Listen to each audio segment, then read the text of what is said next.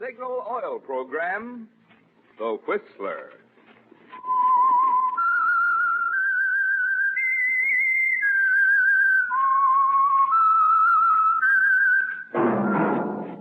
That whistle is your signal for the Signal Oil Program, The Whistler.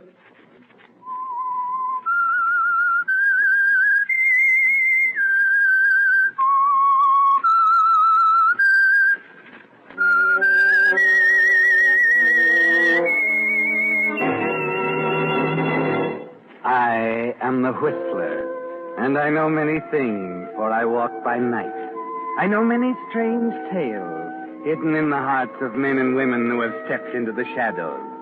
Yes, I know the nameless terrors of which they dare not speak.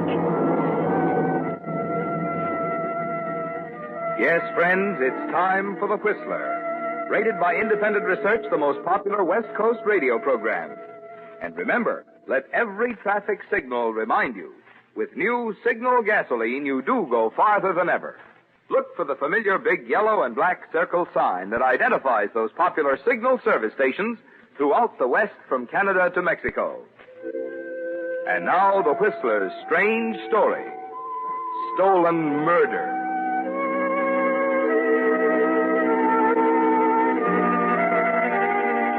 Ken Broderick and Tom Barton had grown up together and were fast friends until Ken married Helen Johnson.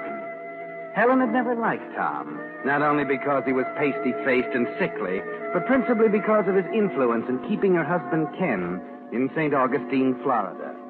According to Tom, they were going to write great American novels and bring the world humbly to their door. But Helen had other ideas. A letter to her brother, who was an important literary agent in New York, and she wangled a job for Ken as copywriter in a small Manhattan advertising agency. And so on that night of February 23rd, they were ready to say goodbye to Florida and to Tom Barton. Thank heavens, Ken, this is the last time we'll drive down this street. Look at it. 11 o'clock and everybody, absolutely everybody in bed. Yeah, I suppose. But you know we're liable to miss this old town after we've been in New York a while, don't you? Oh, Ken, that again, for heaven's sake. I can't help it. If Tom would only go along with us, it'd be different. Tom, will you do me a favor and forget Tom? When we got married, we were going to travel and meet people and do exciting things. Well, this is our chance. Sure, this is our chance. Okay, here we are. We say goodbye to Tom, and that's that. Well, I'll be glad to get this over. Well, coming with me, aren't you? Do I have to? It's the least you can do, Helen. All right. If it'll make you feel any better. Looks to me as if he's already in bed, like the rest of the dear citizens. He's probably in back working on his book. Look, Helen, try to be halfway decent to him, will you? Of course. Funny, I don't hear him. Helen. What? Suppose he had one of his attacks? He's probably only sleeping. I don't know. Door's unlocked. Tom? Hey, Tommy! Tom!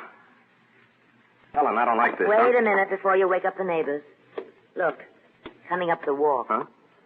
Oh, Tommy. Hey, we were beginning to worry about you. Ken. Helen. What are you doing here? Oh, how do you like that? We leave tomorrow and you ask Tomorrow? me... Oh, I forgot. Tom. Hey, what's the matter with you? Oh, it's... Helen, going to get some water, quick. Hey. Here, you better sit down on the step. I'm sorry, Ken. I'm all right now. Oh, the devil, you're all right. Tom, this is crazy. What you need is a good specialist. You can't go on like this. Now, if you'd only use your head and come to New York with us. New York? Well, sure, there's plenty of room in the car. We could get a good doctor for you and find out what this is all about. Yeah. How is he? I guess you're right, Ken. You are right. I will go with you tomorrow. You will? Oh, that a boy. Helen, did you hear that? Tom's going with us. Yes, I heard. Here, drink your water.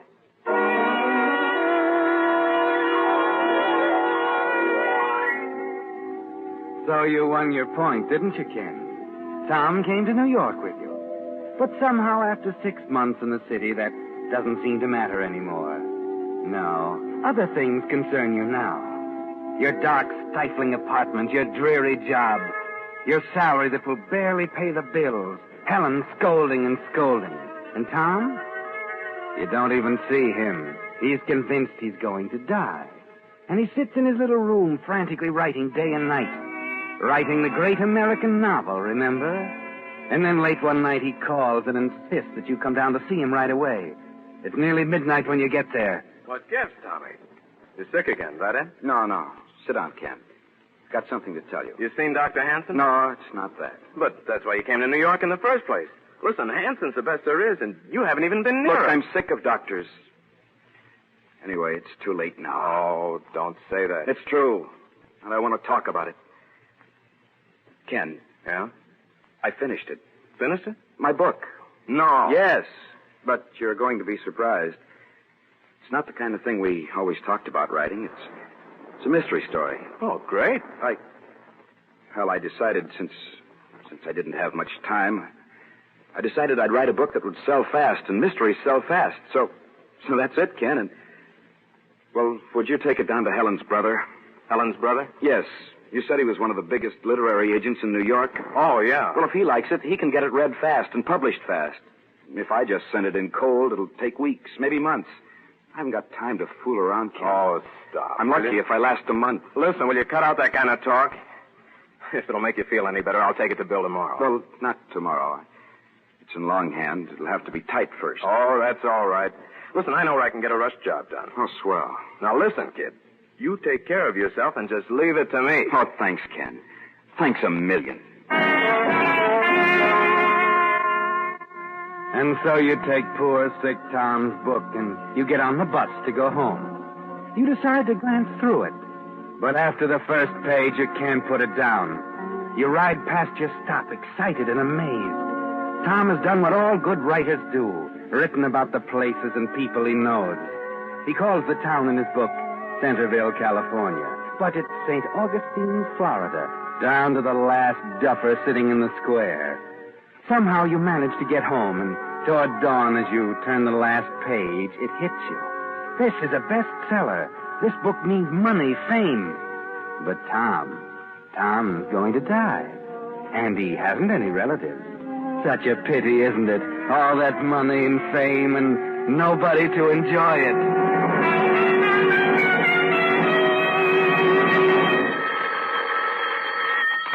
Hello? Ken, that you? Oh, yeah. Hello, Tom. How are you? I'm all right. Haven't you heard from Bill yet about the book? It's been 3 weeks. Well, yeah, I was going to call you. Bill liked the book quite well, but he thinks you should do a little rewrite. Rewrite? I haven't time. I feel terrible. I thought the book was good just as it stands. Oh, it is, except for a few minor points. Look, Tom, I've been thinking. You know that little cabin Helen and I rented in June up in Connecticut? Yeah, what about it? Well, I can get it for you cheap. It's kind of a dump, but it's way off by itself. If you get up there and spend a couple of weeks rewriting some spots and... Yeah, I gotta get out of New York anyway. That's an idea. Swell. Suppose I call the real estate agent right away, and then Saturday I'll drive you up. Oh, thanks. Thanks, Ken. I don't know why you do all these things for me. Oh, forget it. After all, what are friends for?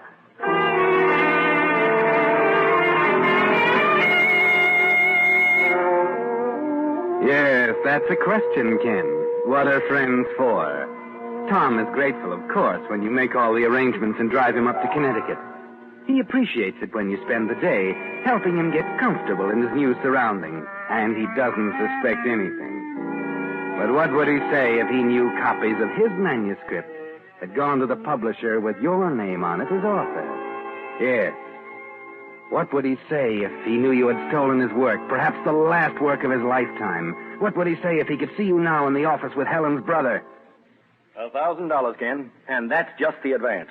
I don't know why the devil Helen never told me you could write like that. Well, it takes time to get going. You're going now, all right. I don't know if I ought to tell you this, but, what's up? Well, I sent copies of your story out to Hollywood, and I got a tip-off. It's just grapevine so far, but one of the studios is interested in the book for their biggest star. Pictures? Oh, my gosh, I never They dreamed thought the characterization of the victim, DeWitt, was out of this world. In fact, all the characters. Oh, gee. When will you know definitely? Probably tomorrow. Better stay by your phone because we want to close the deal quick. And if we get the answer I think we'll get, you're practically a rich man.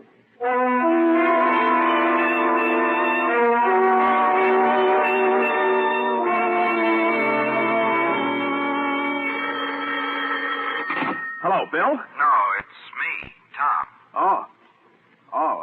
Tom. I was expecting a call from Bill on your book. Where are you, anyhow? I'm in Fairfield, Ken, and I've got news, terrific news. Huh? What do you mean? Well, maybe it's early to say yet, and I may be disappointed, but, well, Dr. Hanson seems so sure. Dr. Hanson? Tom, for the love of Mike, what are you talking about? Oh, I'm sorry, I'm excited. I'm trying to tell you that I came over here to Fairfield. I was going by this house out at the south end of town, and I saw a brass plate on the door. Huh? Dr. Frank Hanson. He lives out here. I remembered he was the specialist you were always talking about. Well, I took a chance. It's all an allergy, Ken. Certain foods, they poison me, And what, Tommy? And, well, don't you get it? Hanson says 6 months of rest out here and strict diet, and I'll be a new man. Oh, think of it, Ken. I'll probably outlive you after all.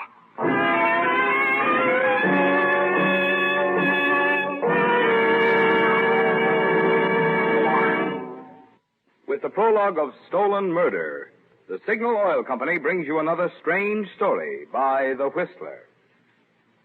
When you look up and see a sleek airplane streaking across the sky, it's interesting to consider how modern engineering has not only made today's planes fly faster and perform better, but also get far better mileage.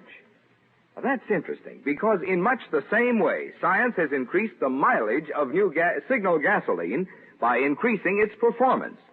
You see, when science rearranged the atoms in gasoline molecules to put improved performance into new Signal gasoline, they not only gave you quicker starting, faster pickup, and higher anti-knock, but by helping your motor perform more efficiently, they also made new Signal gasoline go farther than ever. Well, that's an important point to remember. It's the same qualities in gasoline that get extra driving pleasure from your motor that also get extra mileage. That's why Signal says look to your speedometer for the best proof of gasoline quality. It takes extra quality to go farther. And Signal is the famous Go Farther gasoline. And now, back to the Whistler.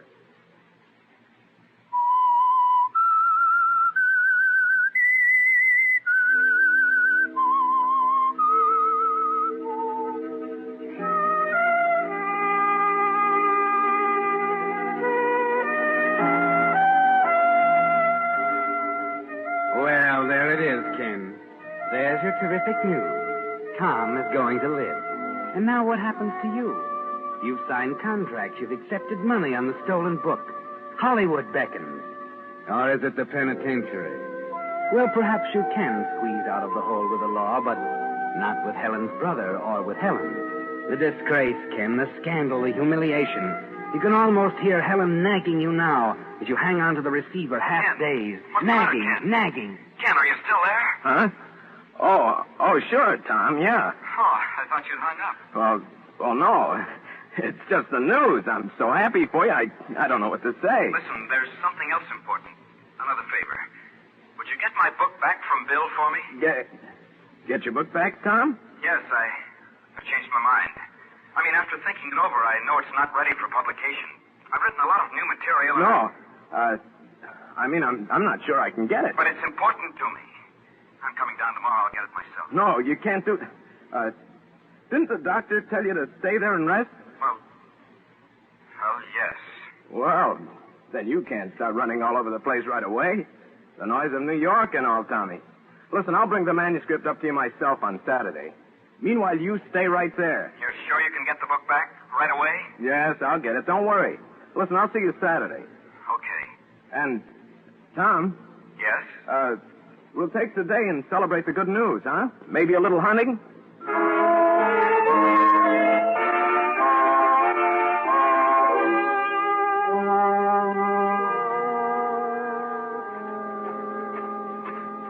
Hiya, Muscles. How's Trick? Ken, you old son of a gun, it's good to see you, boy. Hey, boy, you look great. Oh, really? I can hardly believe it, but I've gained 3 pounds already. 3 pounds? Yeah, well, come on in. Come in. Yeah. Yeah, that 3 pounds on you looks good. I never felt better in my life. It's great. Oh, well, here, sit down. Yeah, sit down. thanks. I was watching for you down toward the road. Oh? Oh, I guess I got lost. I came the back way. You mean you walked all the way from town? Yeah, I thought the walk would do me good. Oh, is that my book? Yeah, Oh, here it is. Good. Wait. This is just my original in longhand. What about the copies you had typed? Oh, I didn't think you'd want that. Look, I want all the copies. These revisions, Okay. I'll send them to you after I get back. Helen said to say hello. Oh? How is she, anyhow? Fine, just fine. Pete's been bothering her a little. In fact, I was glad for an excuse to get out of town myself. Then you are going to spend the day. Spend the day? Sure. We're going after rabbits, aren't we? Oh, you know, like sure. the good old days down in St. Augustine. Well, I don't know if we'll really find any rabbits. Don't remember seeing one since I've been up here. But no harm in looking. Swell. You've got your shotgun up here, haven't you? Uh-huh. It's on the mantel. I'll get it. Oh, unless you want to rest a while. No. Let's get it. Let's get all the fresh air we can. I don't get out much, you know. Okay. We can't go far, though. Doctor's orders. That's right. We won't go too far. Well, here's to old Betsy. Guess we're all set then. Ready? Sure. Been kind of warm up here the last couple of days. Well, walking up that road, I sure felt it. I bet. What do you say? This way, down by the meadow? No, let's go back in the woods. I saw some rabbits there in June when we were up. Okay. Ken. Yeah? Something the matter? Something on your mind? No, I was just thinking. Tommy, it's been a long time since we've done this, huh? Yeah. A lot's happened. Gun loaded, Tommy? No, not yet. Fine thing, hunting rabbits with an empty gun. You know, Ken, you don't look so well. No? You ought to give up that job and get one up here in the country where Hey, you... there's one over there. Yeah, I see him. Get a beat on it. Oh, you knocked him end over end. I sure did. Looks like a beauty. Yeah. Now, how's that for a shot? Good going. Nice and fat, too. Well, we'll have rabbit stew, Ken. In you go, old boy. Now, come on, Ken. Where there's one rabbit around, there's bound to be a million more. Yeah, how about me taking the gun? Huh? I want to try my hand at knocking over a rabbit. Oh, sure. Here you are. Thanks. Tommy, listen to me. Now, listen to me close, kid. Tom, I want you to forgive me. Forgive you? What for? Tom, I'm going to kill you. Oh, no. Tom, I have to. It's your book, Tom. It's a great book, and they're publishing it. It's a bestseller. It'll make a fortune. Ken, what are you saying? You said you got my book back. You said... I stole it. You stole it? I thought you were going to die. You thought so. You told me just a few weeks. Yes, And all that money, Tom, I couldn't resist it. I sold the book in my name. Look, And now you're going to live. But you can't. I can't help it, Tom. But I can't let you live. Ken, wait, listen. You can't do it. You won't get away with it. Listen to me, Ken. You're goodbye, Tom. No.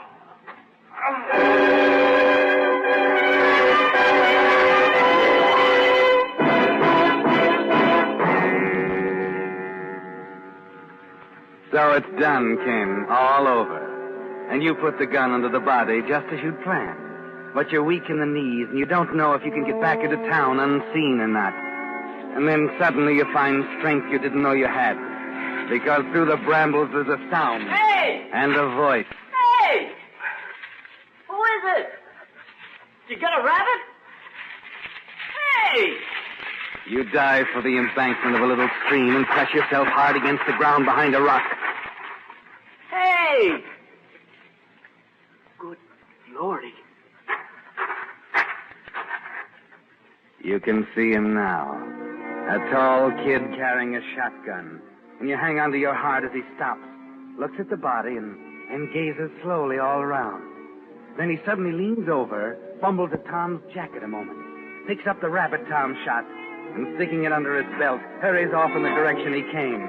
And you, Ken, you lie there wondering if you'll ever breathe freely again.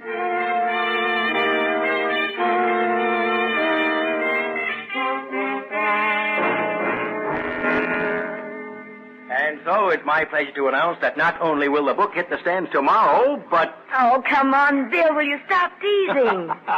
But the contracts were finally signed in Hollywood yesterday. Ken, you're a rich man. Oh, Ken! $50,000. $50,000. $50,000 and not a care in the world. Yeah. Yeah, not a care in the world. And did you see the publicity in this morning's paper? What breaks we're getting. The lead column in the Times book section. No. Hey, that's wonderful. Haven't seen the papers yet, but well, I'd rather hoped you had. Well, Bill, what's the matter? I'd hoped that this wouldn't have to spoil the good news, but your friend Tom Barton... Tom? I might as well give it to you straight. He was killed by a shotgun out near Fairfield. Oh, no. They only found the body last night. Oh, Ken. Suicide? No, they thought that at first. Ill health. But a doctor out there says he was in good spirits. He had every chance of recovery. The doctor? Then an accident? Worse than that. From the position of the gun and the body, they suspect murder. No. But look, Ken, it's nothing for you to worry about. You don't want to let it spoil the success of your book.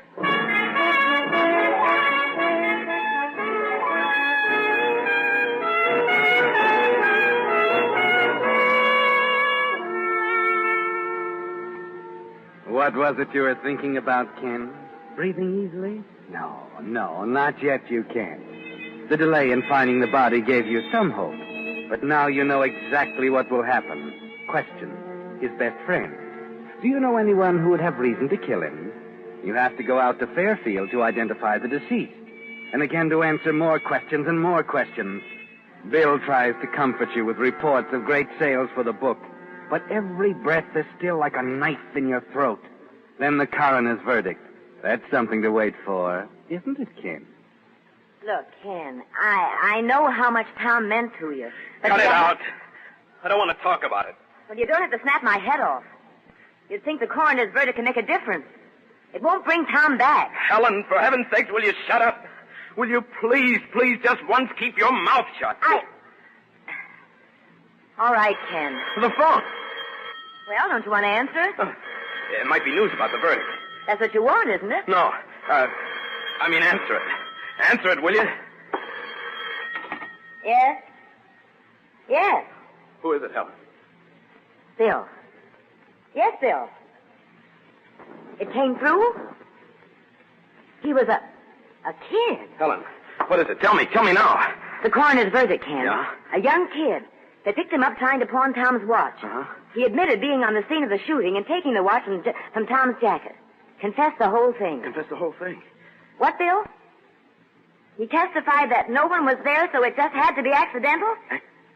The jury couldn't reach any other verdict, huh? Accidental? Accidental? Helen! You want to talk to him, Ken? Huh? Oh, no, I'll call him... No, wait. Yes, I will talk to him. I think it's time the three of us went out somewhere. To celebrate my book.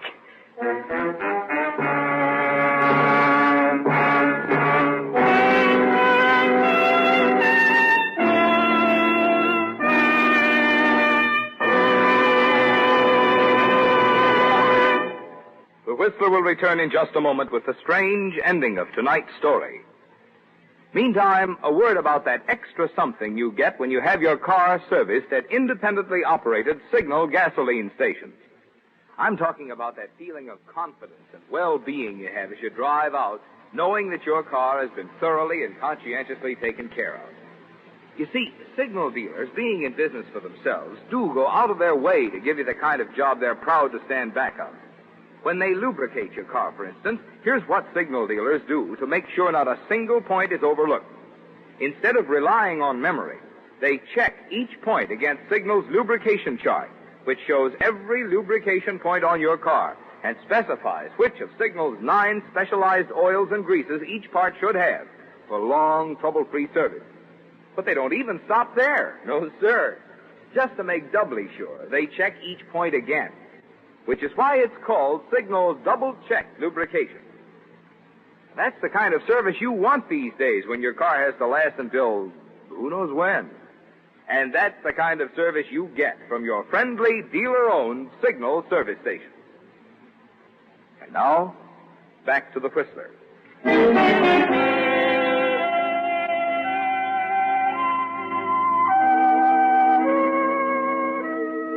Well, Ken, it's all over. The whole chain of events that began on that night you left St. Augustine with Helen and Tom has come to an end. And as much as it surprises you, you find that you can breathe easily. You can breathe deeply the refreshing air of success and security. No more sleepless nights, no more prying, no more questions. Well, no more, that is, except from the publicity men who are eager to make the details of your life into interesting reading for their columns. Well, I think that should give you all you need, Mr. Doherty. Good writer can always make something out of nothing, can he? Oh, sure. Sure, of course, Mr. Broderick. But there are just a couple of details about your life in St. Augustine. Can't you give him that bill? I've got some work up. Well, no, Ken. He wants exact dates and, All right. What do you want? Well, let's see. You left St. Augustine about a year and a half ago. I don't suppose you remember the exact date. Matter of fact, I do. It was February 23rd, 1945. Uh-huh. Well, that's all I needed. That's the exact date that Donald Dewey, or Donald DeWitt, disappeared. Dewey? DeWitt? Say, what is all this? Ken, I might as well tell you now that Mr. Doherty isn't a publicity man. He's from the St. Augustine police. Police? Look, if this is somebody's idea of a joke. Joke? Not quite, Mr. Broderick. The minute someone called your book to our attention, we recognized the locale as St. Augustine, Florida, not Centerville, California. Well, what about it? We recognized the murder victim as Donald Dewey, not Donald DeWitt.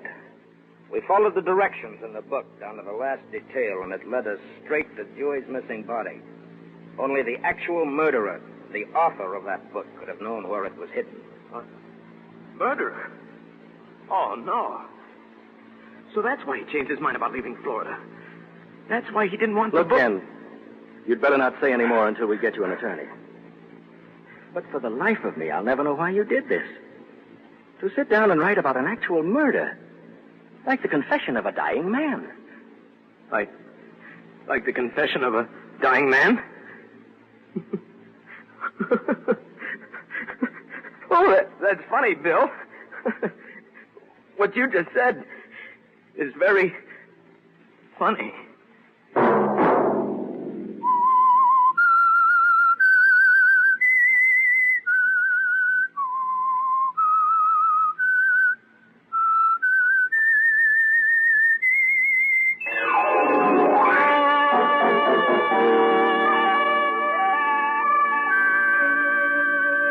Next Monday at 9 o'clock, The Whistler will bring you another strange tale. The Whistler is broadcast for your entertainment by the marketers of Signal gasoline and motor oil and fine quality automotive accessories, and by your neighborhood Signal dealer. Featured in tonight's program were Paul Frees and Howard Culver. This program, directed by George W. Allen, with tonight's story by Eleanor Beeson, music by Wilbur Hatch, is transmitted to our troops overseas by the Armed Forces Radio Service.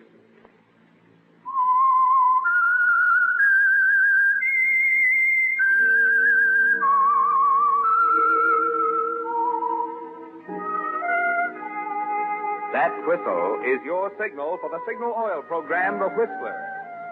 This is Marvin Miller speaking, reminding you to look for those familiar yellow and black circle signs that identify those popular Signal Oil stations throughout the West from Canada to Mexico. This is CBS, the Columbia Broadcasting System.